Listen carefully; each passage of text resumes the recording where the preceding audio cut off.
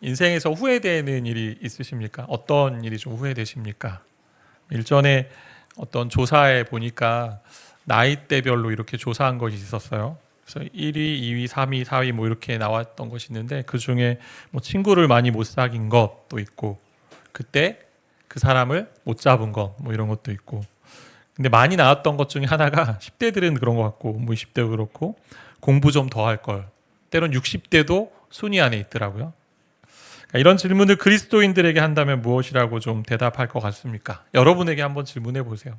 내가 지금까지 인생에서 후회된 게 뭐가 있을까?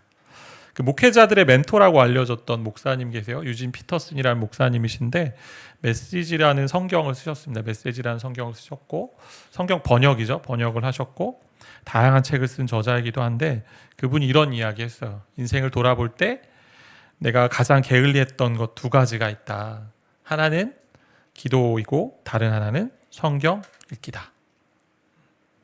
그 팀 켈러 목사님도 인터뷰에서 이런 말씀하셨습니다. 다시 돌아가면 좀 더 다르게 했을 것 같은 사역은 무엇입니까? 라는 질문에 절대적으로 더 기도했을 것 같습니다. 다른 어떤 것보다 기도를 더 중요시하고 더 기도했어야 했습니다. 여러분 자신에게 한번 물어보십시오. 무엇에 가장 아쉽고 후회스럽고 또 게을렀는지. 우리에게 가장 필요하고 또 중요한 것임을 알면서도 가장 소홀히 하기 쉬운 게 기도입니다. 오늘 제목을 제가 기도하고 싶은 당신에게이지만 원래 마음은 기도를 멈춘 당신에게 이렇게 붙이고 싶은 제목이죠. 성경에 많은 교훈들이 있어요. 근데 빠지지 않는 교훈이 있다면 명령이 있다면 기도하라라는 이야기요. 많은 부분에 나와 있습니다. 특히 예수님의 모습을 볼 때 그분은 하나님이셨습니다. 신이셨습니다. 근데 이 땅에 오셔서 기도를 참 많이 하신 분으로 드러나 있습니다. 그의 모든 사역의 결정적 순간들이 기도로 차여 있는 것을 볼 수 있거든요. 예수님의 기도 생활이 있고 또 예수님이 가르침 중에 기도를 가르친 것을 보게 돼요. 누가복음에 그게 확연하게 잘 드러나 있는데 중요한 순간마다 사명을 이루는 중요한 순간마다 기도하셨습니다. 처음 공적인 생애를 시작하시면서 세례를 받으셨잖아요. 받으실 때 기도하니 하늘이 열렸습니다. 사역이 바쁘게 진행되면서 점점 유명세를 타고 있을 때도 내가 기도하러 한적한 곳으로 가신다라고 하셨습니다. 사역을 함께 나누고 전수해야 될 12제자를 뽑기 전날 기도하시고 뽑으셨습니다.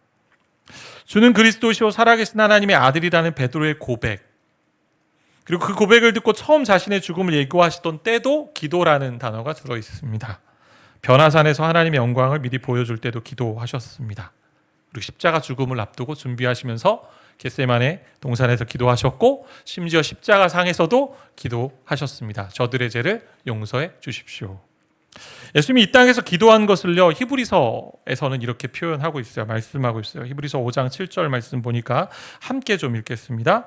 그는 육체에 계실 때에 자기를 죽음에서 능히 구원하실 이에게 심한 통곡과 눈물로 간구와 소원을 올렸고, 간구와 소원을 올렸습니다. 예수님도.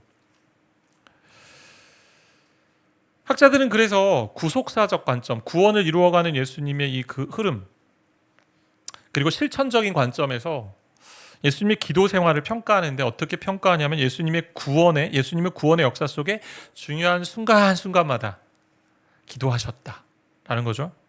그리고 기도의 모습을 실천적으로 보여주셨습니다. 모델이 되어주셨어요. 결국 예수님이 무엇을 원하셨냐? 저와 여러분이, 예수 그리스도를 믿는 저와 여러분, 제자들이 기도하기를 원하셨다라는 것입니다.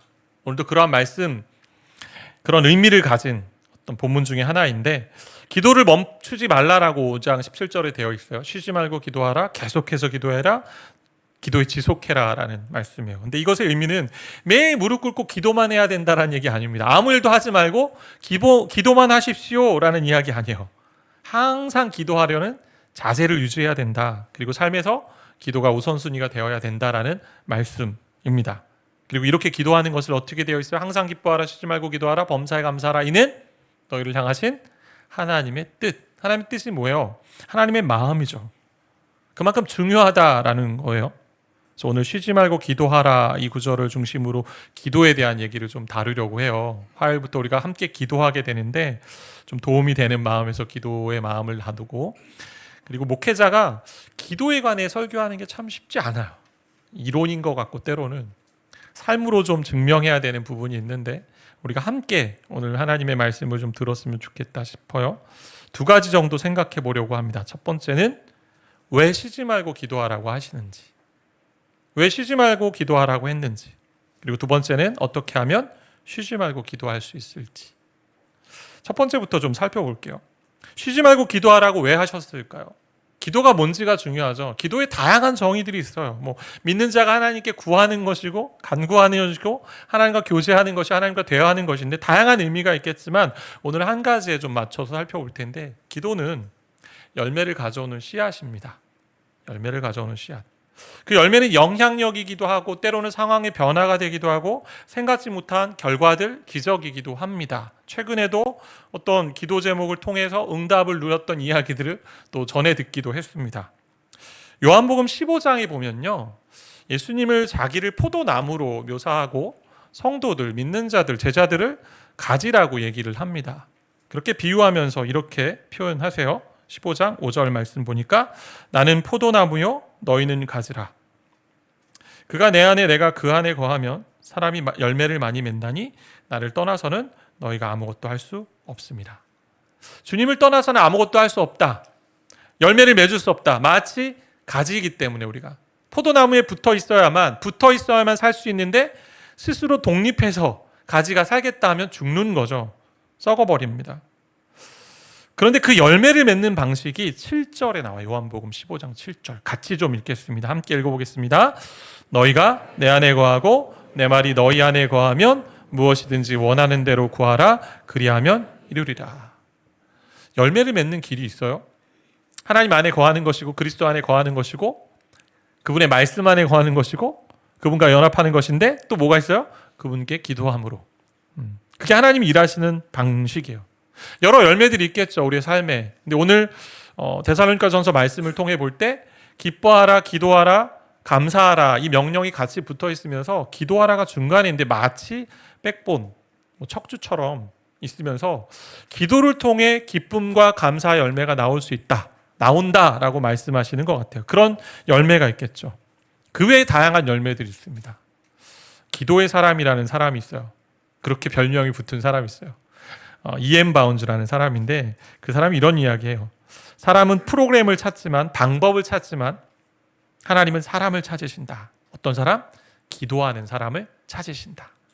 기도의 능력이라는 책에서 이제 쓴 글인데 사람은 여러 가지 방법, 방식, 해결점을 찾아요. 그러나 하나님은 사람을 통해 일하시는데 어떤 사람? 기도하는 사람을 통해 일하신다라고 말씀합니다.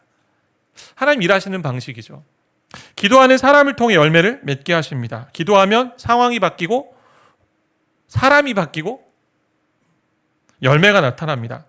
상대가 바뀌거나 내가 바뀌거나 둘 중에 하나 일들도 벌어집니다. 그런데 우리가 열매라고 할 때 우리가 생각하는 이상의 열매를 우린 봐야 돼요. 우린 내가 가지고 있는 어떤 그림 속에서 이것만이 하나님 해결입니다 라고 할 때가 있어요.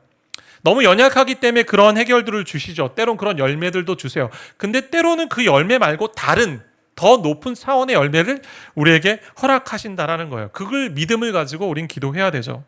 선하신 하나님이시기 때문에 선하신 방식으로 우리의 인생을 끝까지 책임지십니다. 우리가 연약해서 큰 그림을 보지 못하기 때문에 문제가 있는 거죠. 그리고 눈에 보이는 것에만 집착하기 때문에 응답이 없다고 여겨질 수 있습니다. 그러나 하나님은 그의 일을요, 큰 그림 가운데 이루어 가세요. 여러분, 우리의 인생 보세요. 100세 시대라고 하는데 100세 산 사람과 80세 산 사람과 영혼의 그 큰 길이 속에서 어떻게 보일까요? 별 차이가 없어 보이지 않습니까? 하나님 그런 계획 가운데 있으세요. 하나님이 그 일을 이루어 가십니다. 그렇기 때문에 기도는 이 열매를 이루어 주신 하나님께 의지하는 표현이 됩니다. 기독교 부흥의 역사가요, 기도로 왔습니다. 초대교회의 특징이 뭐냐면 기도하는 교회였잖아요. 기도에 전무하는 교회. 사도행전에 보면 날마다 모여서 말씀의 가르침을 받고 기도했습니다. 그러니 말씀의 부흥이 일어나고요, 역사가 나타났습니다. 어떤 역사가 있었어요? 기적이. 안진뱅이도 살아나고 눈먼 자가 눈을 보게 되고 한 번 설교했더니 5천 명이 회심하는 놀라운 역사가 있었습니다. 종교개혁도 그런 것 같아요.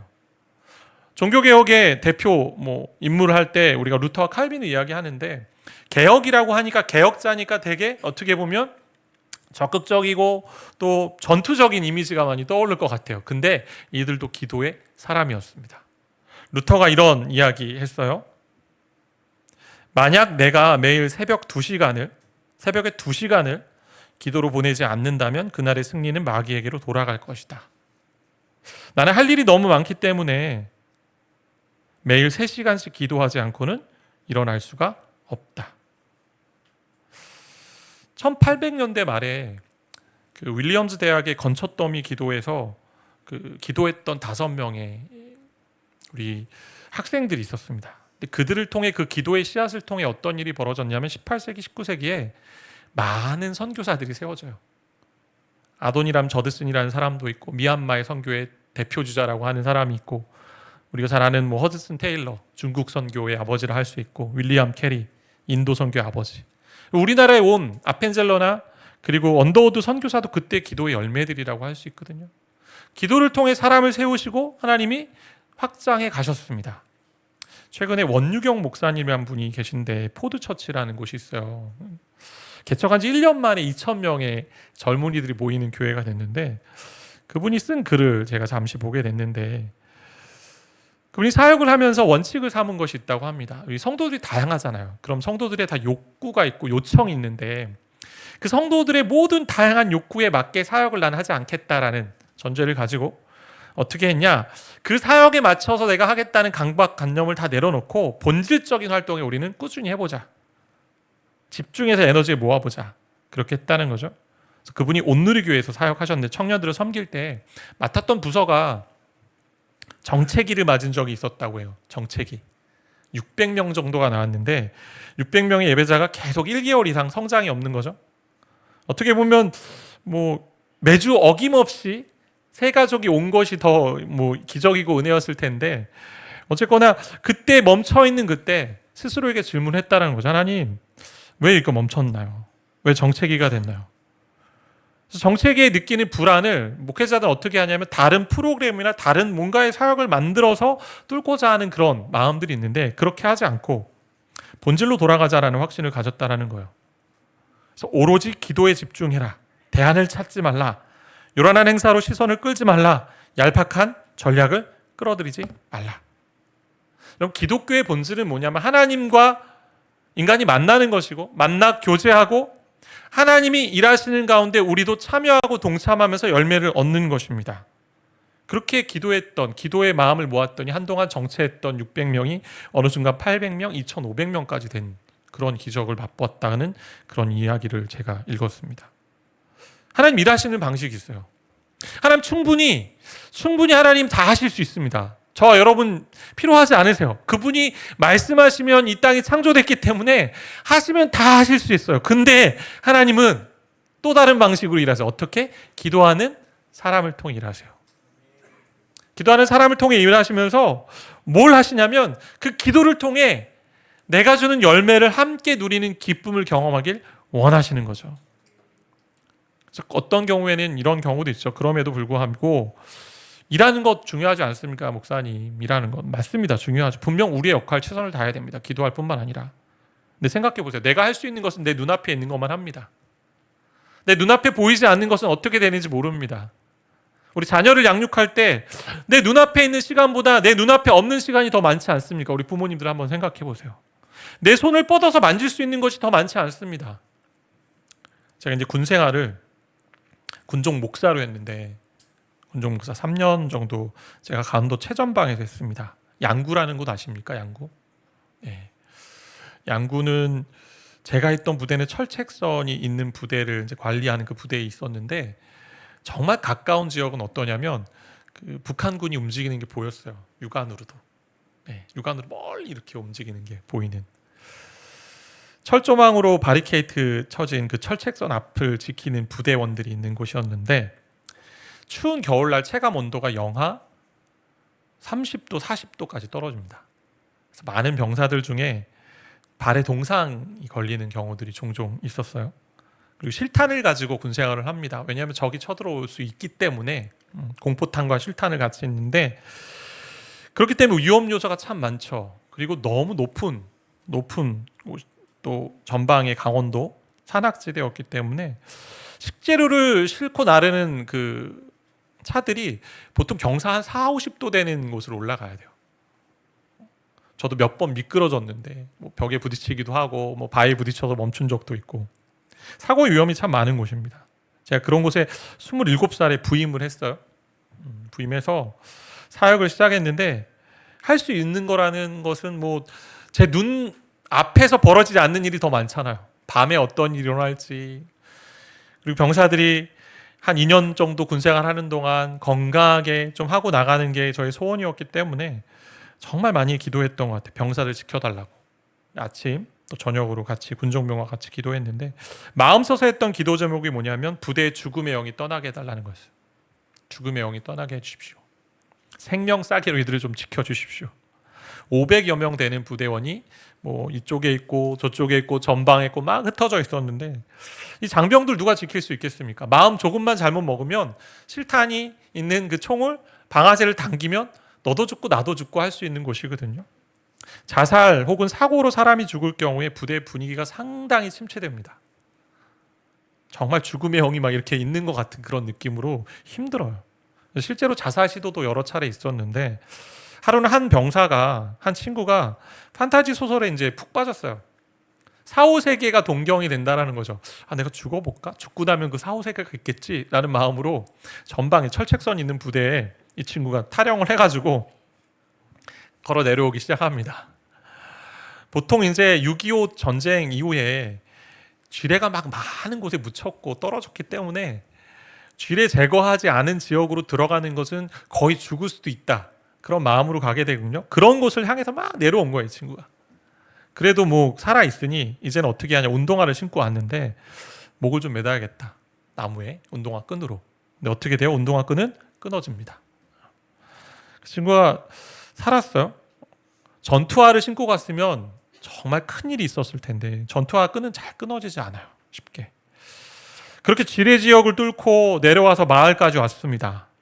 마을에 이제 가만히 앉아 있는데 지나가던 그 민간이 뭐 부대를 돕는 그런 분들 민간인들도 있거든요. 지나가던 차가 보고 신고해서 이제 그 친구가 들어오게 됐는데 부대에 제가 부대에 돌아와서 물어봤어요. 왜 그렇게 했니? 너 왜 그렇게 했니? 근데 그 친구 하는 얘기가 자기도 잘 모르겠다는 거예요. 왜 그런 마음이 들었고 왜 그렇게 시도했는지 어떤지 잘 군생활을 하고 이제 전역을 하게 됐는데 어떤 일로 설명할 수 없는 것 같아요. 이런 부분을 하나님의 은혜, 하나님의 보호가 아니었나라는 생각이 있었습니다. 기도를 통해서 하나님이 일하세요. 하나님 열매를 주세요. 상황을 변화시키세요. 상황을 역전시키세요. 세상을 바꾸세요. 그렇게 오늘까지 왔습니다. 교회가 그렇게 왔고 믿는 자가 그렇게 왔습니다. 근데 잊지 말아야 하는 것은 열매를 주시는 것이 하나님의 주권에 달려 있습니다. 내가 원하는 열매가 딱 주어지지 않더라도 하나님은 그 열매 이상의 것을 주고 계세요. 오직 하나님만 의지해야 된다는 고백이 기도라는 거죠. 그렇기 때문에 하나님이 하시는 일이 다 옳습니다. 그분이 하시는 것이 다 선하십니다. 그러기에 내가 하나님을 의지하고 의존합니다라는 게 기도의 고백입니다.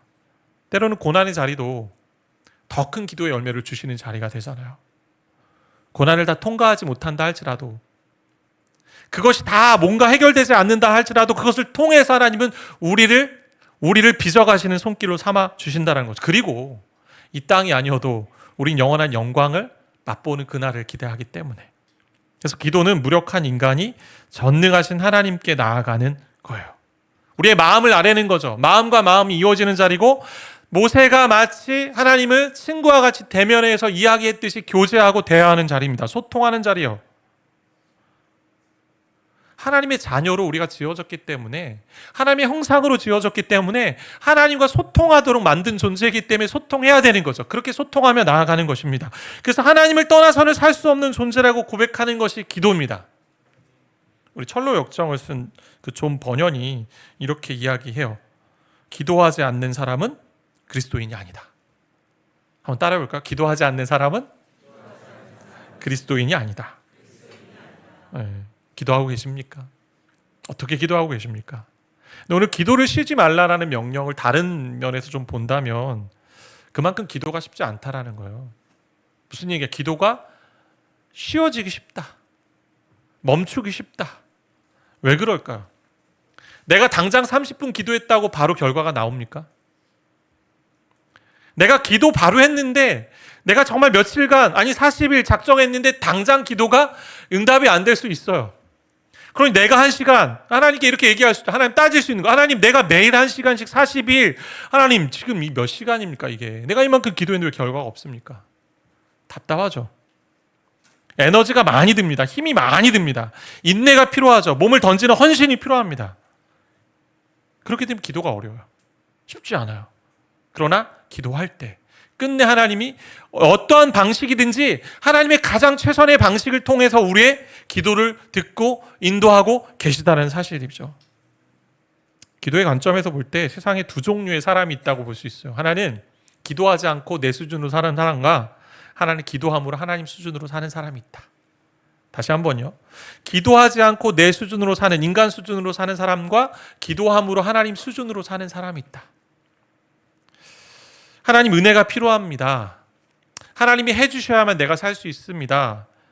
이 모든 상황과 여건들 내가 하나님 내 힘으로 할 수 없습니다. 은혜를 구하는 겸손한 사람에게 하나님께서 기도의 열매를 주신다라는 것입니다. 그 분수와 폭포를 한번 비교해 보세요. 분수는 어떻습니까? 높이 올라가려고 하지만 결국 떨어집니다. 끊임없이 올라가고자 하지만 떨어집니다. 근데 폭포는요, 밑으로 내려갈수록 꽃누님이 더 세져요. 더 밑으로 내려갈수록. 결국 은혜는 뭐냐? 열매는 뭐냐? 겸손한 자, 정말 바닥까지 내려간 자에게 주시는 것이 있다. 우리 함께 좀 글을 읽어볼 텐데 이런 글이 있습니다. 같이 좀 읽어볼까요? 읽겠습니다. 기도의 실패의 원인은 우리가 하나님보다 사람을 보기 때문이다. 그래서 어떤 일이 있냐? 마틴 루터가 하나님을 바라보았을 때 가톨릭 교회가 떨었다. 조나단 에드워즈 부흥사였죠, 미국에. 하나님 바라보았을 때 큰 부흥이 대각성 운동이 일어났다. 요한 웨슬리, 하나님을 바라보았을 때 세계가 한 사람의 교구가 되었다. 조지 휘필드가 하나님을 바라보았을 때 수많은 무리가 구원을 받았다. 조지 뮬러가 하나님을 바라보았을 때 수천 명의 고아들이 양육을 받았다. 하나님은 언제나 오늘이나 언제나 영원토록 동일하시다. 내가 기도하지 않고 있다는 것은 내가 사람 바라보고 있구나, 사람 의식하고 있구나라고 할 수 있는 이야기죠. 우리가 그 하나님을 바라보시면서 하나님의 은혜를 구하며 열매를 좀 기다리는 그런 기도의 사람이 되기를 소원합니다. 그렇다면 두 번째, 어떻게 쉬지 말고 기도할 것인가? 쉬지 말고 기도해야 되는데 어떻게 하면 좋을까요? 간단하게, 간단하지 않지만 한 세 가지만 좀 살펴볼 텐데, 1번, 기도의 습관입니다. 그럼 운동을 배우잖아요. 어떻게 하세요? 방법을 배우고 순서를 파악하고 열심히 익히다가 어느 순간 몸이 기억하게 됩니다. 굳이 1번, 2번, 3번, 4번 이 순서대로 하지 않아도 몸이 기억해서 운동하게 됩니다. 대다수 학습과 배움이 그런 것 같죠. 어느 단계에 오르면 의식하지 않아도 반응하고 움직이기 시작합니다. 그러니까 쉬지 말고 기도하라는 이야기는 다른 말로 하면 기도의 습관이 필요하다 얘기해요. 습관이 되려면 어떻게 해야 되죠? 의도적으로 기도하는 근육을 만들어야 되잖아요. 말로만이 아니라 진짜 기도의 자리, 기도하는 시간 안에 있어야 됩니다. 하루 일정 가운데 여러분 기도하는 시간을 따로 떼어놓고 기도하는 장소를 떼어놓고 계십니까? 어떠세요? 우리 초대교회 성도들은 보니까 성경을 보니까 정해진 기도의 시간 하루에 3번 정도 기도했던 것 같아요. 시편에 보면 하나님을 찬양하는 것도 하루에 7번 정도 한다라는 고백도 있습니다.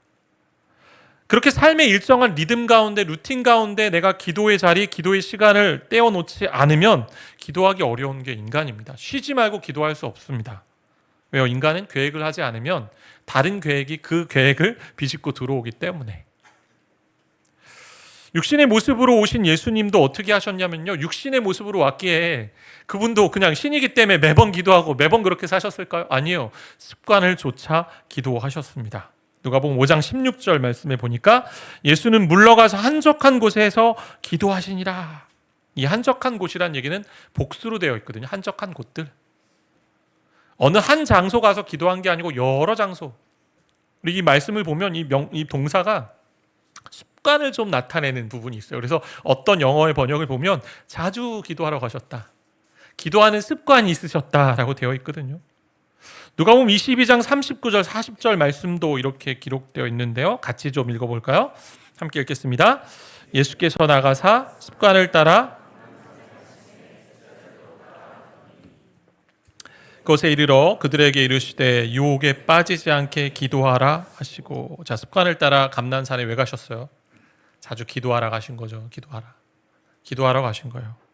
하시던 대로 예수님 기도하셨어요. 하시던 대로.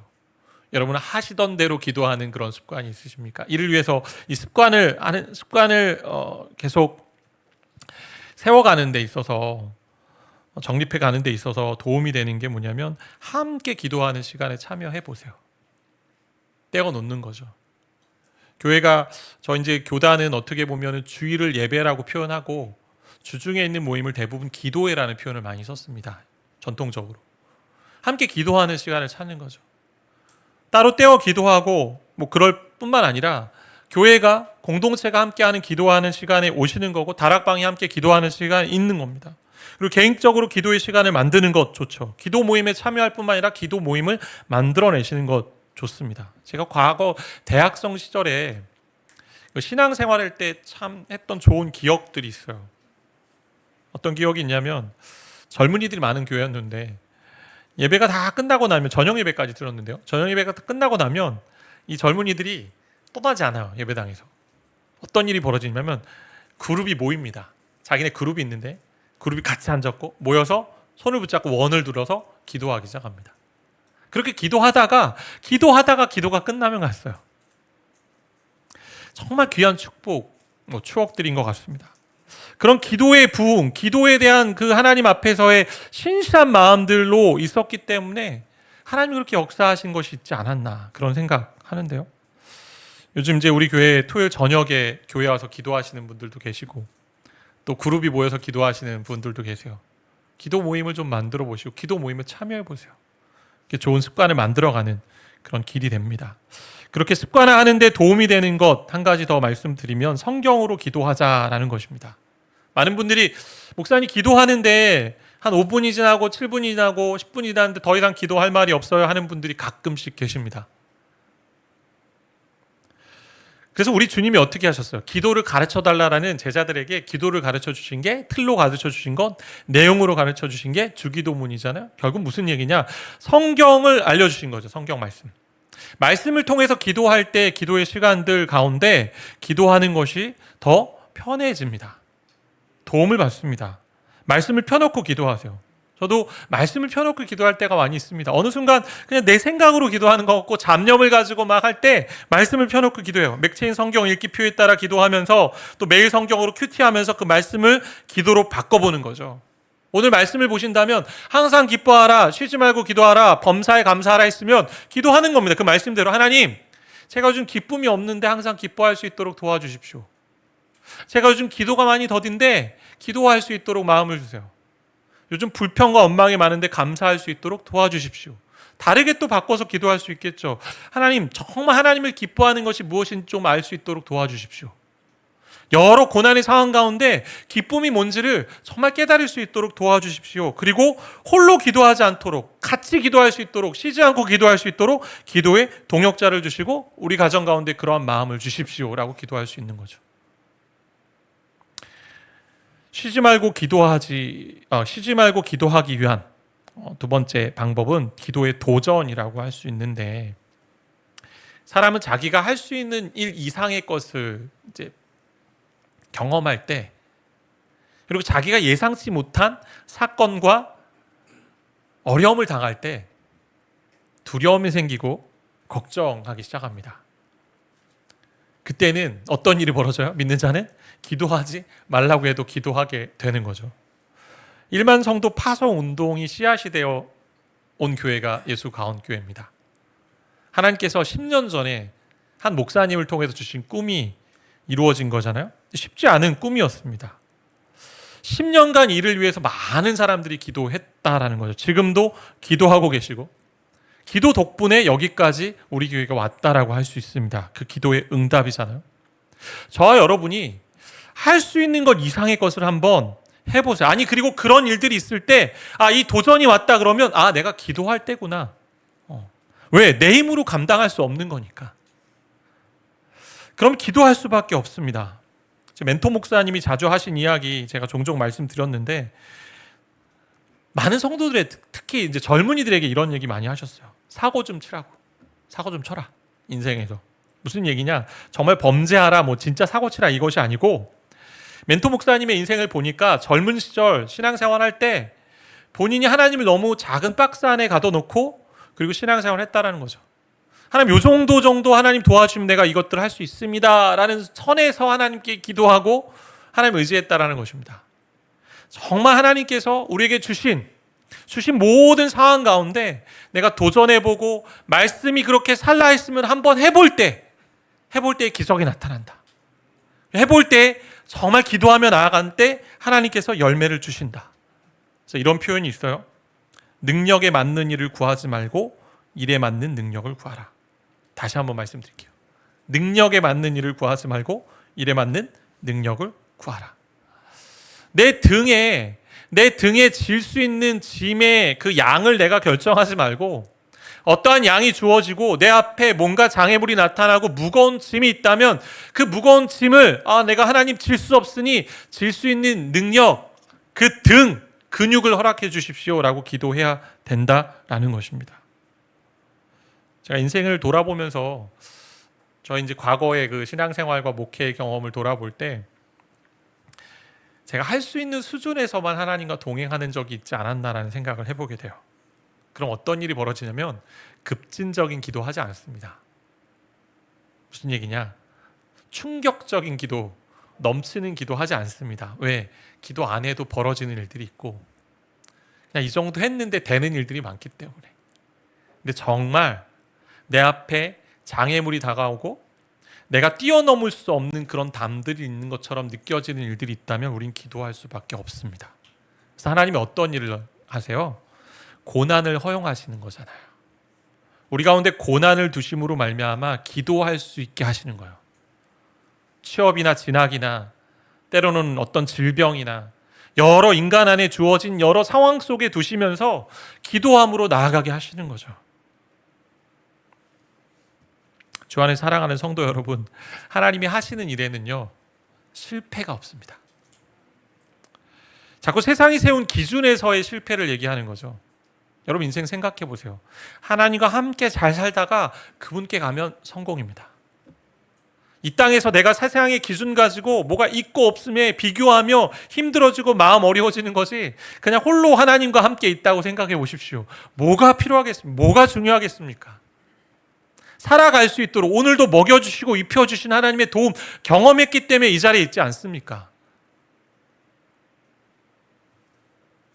세 번째, 기도의 부탁인데 개인이 기도의 습관을 세우면서 쉬지 않고 기도할 수 있어요. 근데 또 하나의 방식이 있는데 그게 뭐냐면 쉬지 않고 기도할 수 있는데 도움을 받을 수 있는 것이 뭐냐면 나와 우리를 위해 기도하는 사람을 세우라는 거예요.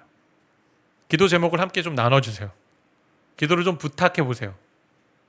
바울이 교회들에게 보낸 편지들에 보면 자주 성도들을 기도한 내용들이 많이 나와요. 그러면서 동일하게 또 나오는 게 뭐냐면 나와 동역자들을 위해서 기도해 주십시오라고 하는 기도의 부탁들이 있습니다. 고린도후서 1장 11절에 이렇게 기록되어 있는데요. 너희도 우리를 위하여 간구함으로 도우라. 내가 여러분을 위해서 기도합니다. 그러나 여러분도 동일하게 나를 위해 기도해 주십시오. 공동체 안에 서로 기도 제목을 나누는 것이 그래서 중요하죠. 그래서 공동체 안에 있는 것이 중요합니다. 여러분 기도를 부탁할 공동체가 있어야 되잖아요. 내가 아는 사람이 없고 누군가에게 기도를 부탁하고 싶은데 어디에 할 수 있겠습니까? 그래서 교회 공동체 안에 함께 기도를 나누며 다락방이나 소그룹에서 나누면서 기도를 통해 열매 맺는 것을 함께 보는 것입니다. 마지막으로 한 가지 덧붙이면 19절 말씀이 어떻게 기록돼요? 성령을 소멸치 말며. 성령의 불을 끄지 말라라는 말씀인데 이 모든 기도에 인간이 하는 것 같지만 성령께서 도와주지 않으면 기도는 어렵습니다. 제가 기도할 때마다 때로는 이렇게 기도에 집중하지 못할 때마다 많이 의지하는 것은 성령 하나님이죠. 성령을 소멸치 말라는 얘기는 성령께서 하시는 일들 막지 말라는 거예요. 막지 말라. 그럼 어떻게 해요? 성령은 인격이기 때문에 하나님 도와주십시오. 하나님 구하면 하나님께서 응답하시고 인도하신다라는 거죠. 로마서 8장 26절 말씀 이렇게 기록되어 있지 않습니까? 같이 좀 읽겠습니다. 이와 같이 성령도 우리의 연약함을 도우시나니 우리는 마땅히 기도할 바를 알지 못하나 오직 성령이 말할 수 없는 탄식으로 우리를 위하여 친히 간구하시느니라. 여러분 어떻게 기도해야 될지 잘 알고 계세요? 저는 아침마다 이제 새벽마다 기도할 때마다 하나님 제가 오늘 무슨 기도를 해야 될까요? 때론 내 욕망에 따라 기도하는 것 같고 때론 어떤 필요에 따라만 기도하는 것 같고 최근에 벌어지는 여러 전쟁의 모습들 보면서 참 여러 생각이 들지 않습니까? 이제 전쟁이 너무 쉬워진 때가 됐나? 이러다가 중국이 대만을 침공하거나 또 북한이 야 전쟁이 쉽구나 하면서 하는 건 아닌가? 여러 생각이 들지 않습니까? 하나님 안에서 기도할 거리가 너무 많아요. 하나님 나라를 위해 기도할 뿐만 아니라 이 땅에 정말 하나님의 역사가 나타나는 것, 하나님이 하실 일들을 우리를 통해 경험케 하시는 그 일들 위해 기도해야 합니다. 끊임없이 기도할 수 있게 하시는 것이 성령의 도우심이라는 것. 하나님 떠나서는 살 수 없는 그리스도인이라고 요한복음 이야기했어요. 그리고 기도하지 않는 자는 그리스도인이 아니다라고 이야기했습니다. 그렇다면 저 여러분 어떻게 하시겠습니까? 기도가 멈춘 사람 있습니까? 기도가 줄어든 사람 있습니까? 정말 하나님 앞에서 기도할 때 그분이 나에게 어떠한 존재이며 어떻게 나를 통해 우리를 통해 하나님의 역사를 이루시는지 그 현장에 있는 줄 믿습니다. 그런 은혜 가지고 그런 기대와 소망을 가지고 기도함으로 이 험난한 세상을 하나님과 동행하는 하나님께서 주신 열매를 많이 누리는 그런 저와 여러분 되기를 바라고 축복합니다.